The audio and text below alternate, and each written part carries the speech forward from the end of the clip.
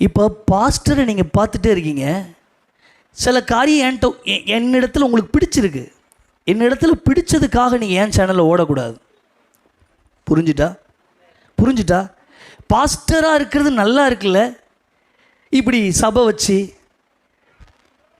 மத்தியானம் நம்மளும் ஒரு சபை வச்சு மத்தியானம் நம்மளும் ஒரு சோறை போட்டு, என்னுடைய அழைப்பு பிடிச்சதுக்காக நீங்கள் ஏன் சேனல் நினச்சக்கூடாது. உங்களுக்குன்னு ஒரு யூனிக்னஸ் இருக்குது.